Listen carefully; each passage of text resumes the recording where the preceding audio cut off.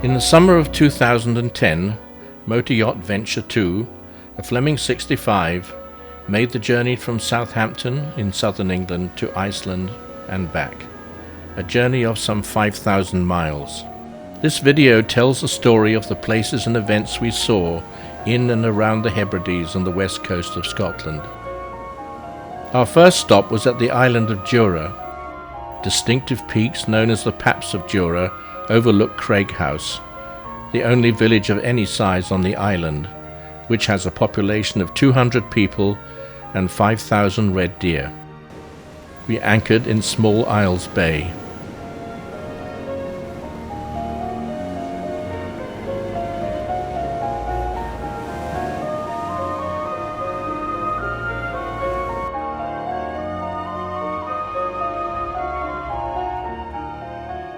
It was early spring, and the landscape was still cloaked in the umber tones of winter.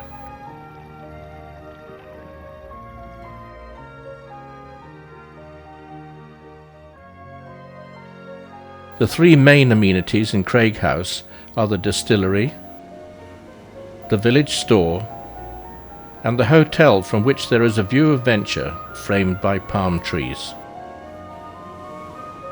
The only road on the island is a single-track affair, which winds part way up the east coast and peters out well short of the northern tip. My great-grandfather was born on Jura and spent his early years at the isolated hamlet of Glengarrisdale on the northwest corner. We were now on our way to visit his childhood home. The anchor came up festooned with seaweed, which had to be cut away before we could move north, up the east coast on this stunning day.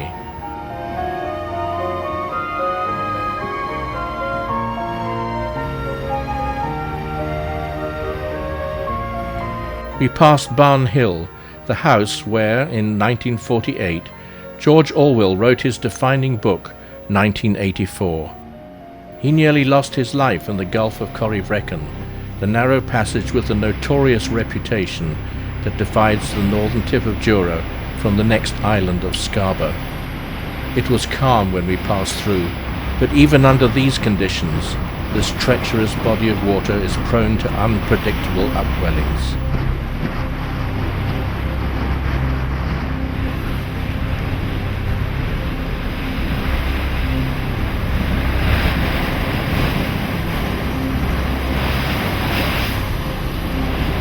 At its worst, the bizarre bottom contours produce whirlpools and standing waves as high as 20 feet, which can overwhelm the stoutest vessel.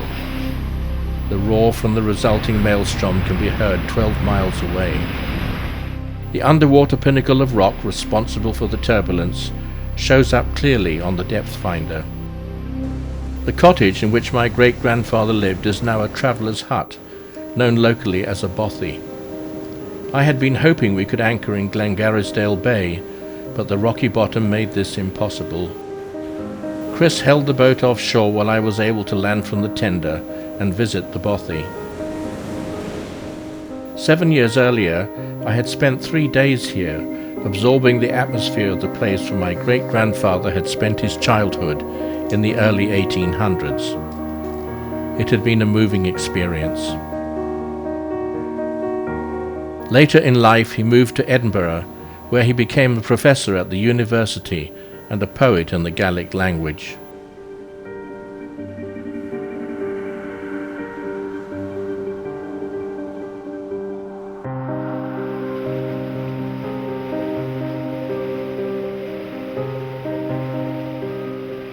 After my visit, we moved back north to a small bay just around the corner from Corryvreckan.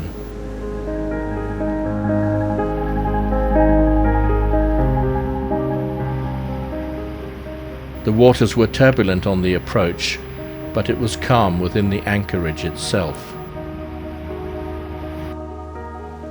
That evening we were treated to a magnificent Hebridean sunset.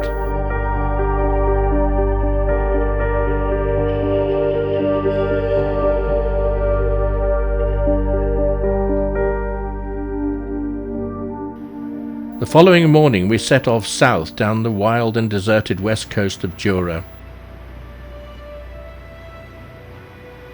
The bothy is the only habitable structure on the whole of this coast, and it looked very small and isolated against the backdrop of the mountains.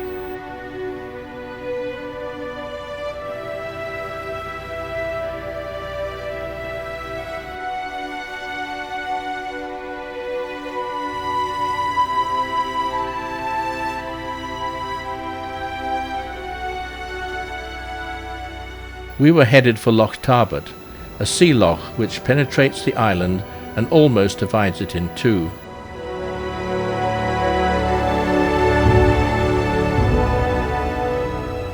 The approaches were quite tricky, with hazards that included rocks marked on the chart, but not on the water.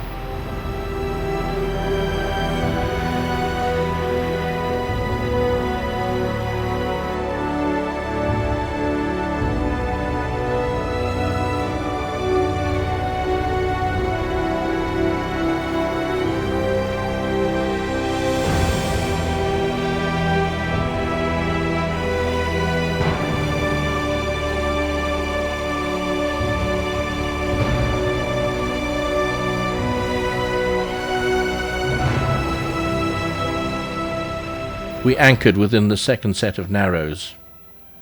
We appeared to be in a completely landlocked waters, with only the call of wild geese to disturb the silence. We launched the tender, and with Captain Chris at the helm, set out to navigate the innermost recesses of the loch, which had long been an ambition of mine. The way led through a narrow twisting channel, hidden from view until you were directly in line with the entrance.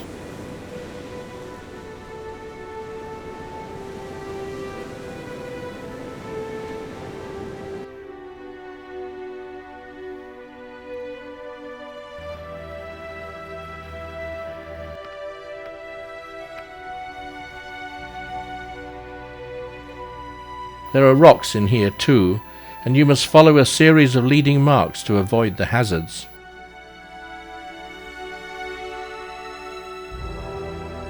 The upper basin is very shallow, except for one pool 60 foot deep. We were now less than 1 mile from the east coast of the island.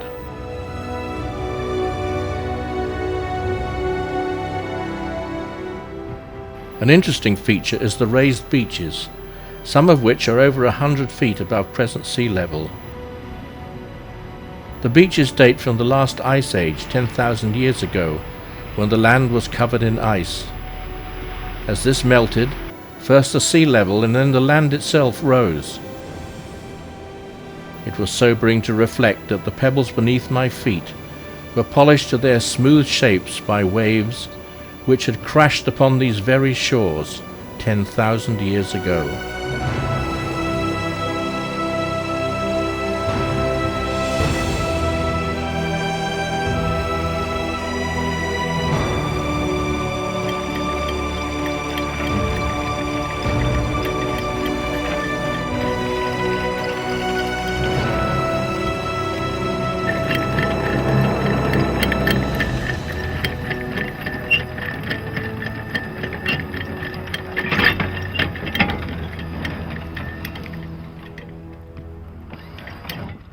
We threaded our way back through the narrow channel and continued around the southern tip of Jura to complete our circumnavigation of the island.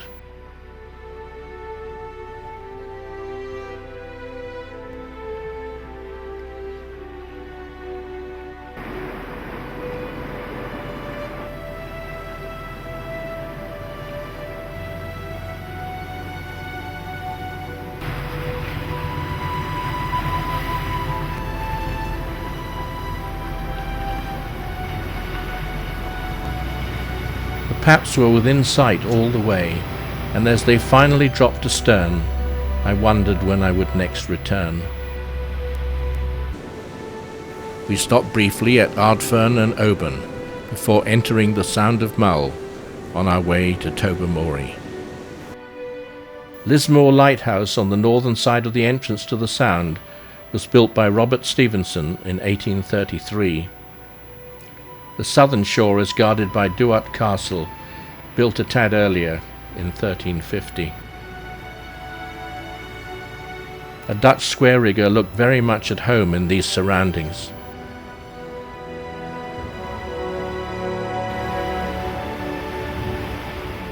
This Calmac ferry on its regular run between Oban and the Outer Hebrides is called the Clansman, a name which might sound odd in the US but is entirely appropriate here. We turned into the harbour at Tobermory on the Isle of Mull and were lucky to get a berth in the small marina.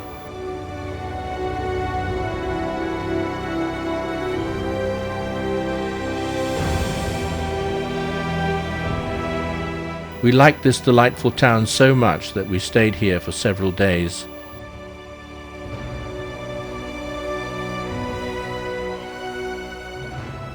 Small cruise ships evidently feel the same. At this time of year they include such ships as the Polar Star, relocating from Antarctica to polar regions in the north.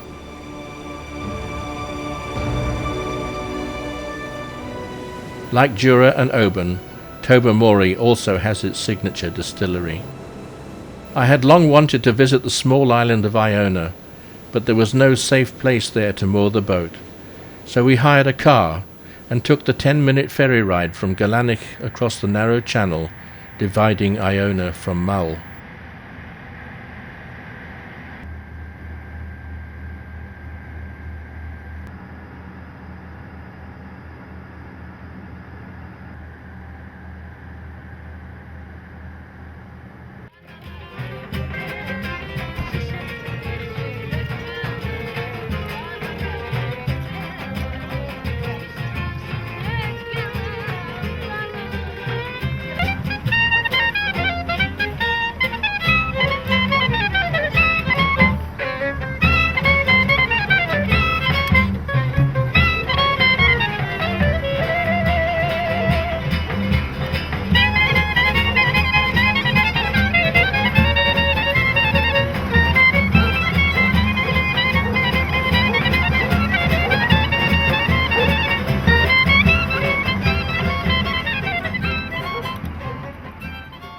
Christianity had been brought to the island of Iona in AD 563, when St. Columba landed here with 12 companions.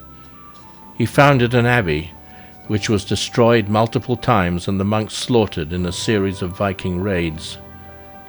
The final blow came with the Reformation and the dissolution of the monasteries by Henry VIII in 1536, when the abbey was reduced to a roofless ruin. In 1899, the Duke of Argyll donated the abbey to the Church of Scotland on the condition that it be restored for worship. These medieval grave covers were brought inside for protection from the elements.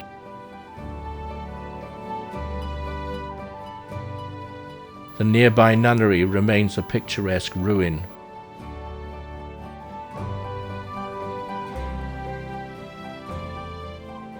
As we leave the tiny island, it is hard to believe that it had been the scene of so much history and bloodshed. The nearby island of Staffa is famous for its amazing basalt pillars, formed 60 million years ago. Over the eons, these have been carved by the actions of the sea into cathedral-like caves, of which Fingal's Cave is the most famous. We twice called at the island in venture, but the seas were too rough on both occasions to be able to consider a landing. The only way for us to get ashore was to take a tour boat. The jetty area is ringed by rocks, and even on a calm day, subject to considerable surge. Once ashore, we walked over the rocks to the mouth of the cave.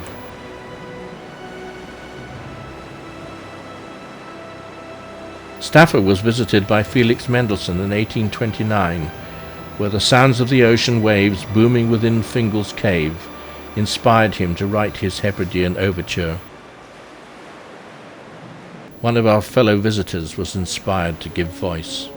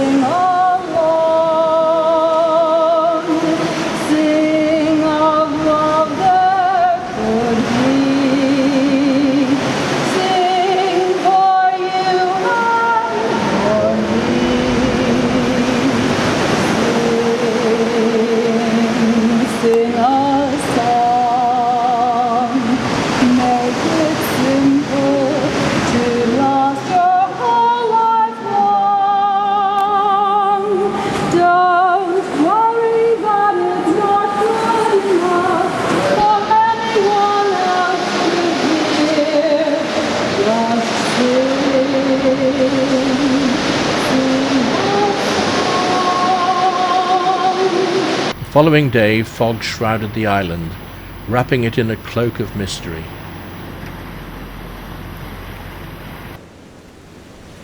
We continued on through the mist to the small isles with memorable names: Muck, Egg, Rum, and Canna.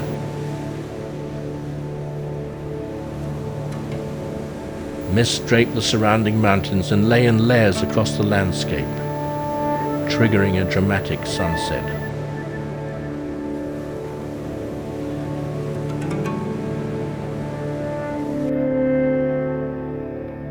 The following morning, while waiting for the mist to clear, Christine and Patty went for a tour in the tender to look for seals.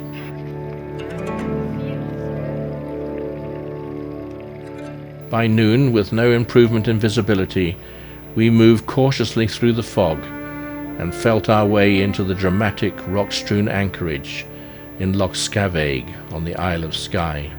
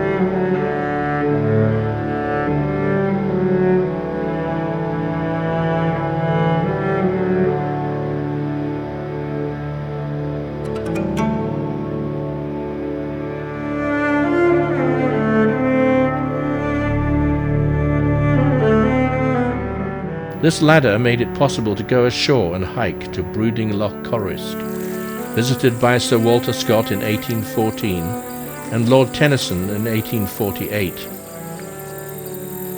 Colourful mosses and tiny wildflowers flourished among the boggy vegetation.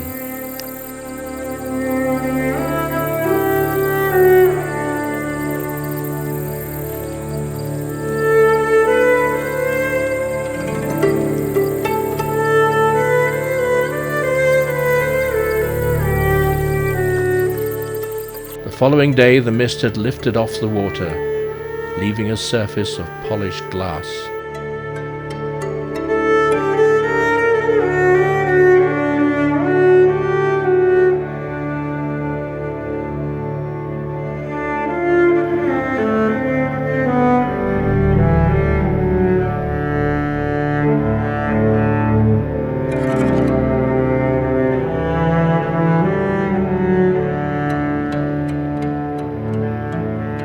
Inevitably, the rain returned, giving rise to an abundance of waterfalls, running like veins of silver through the dark rocks.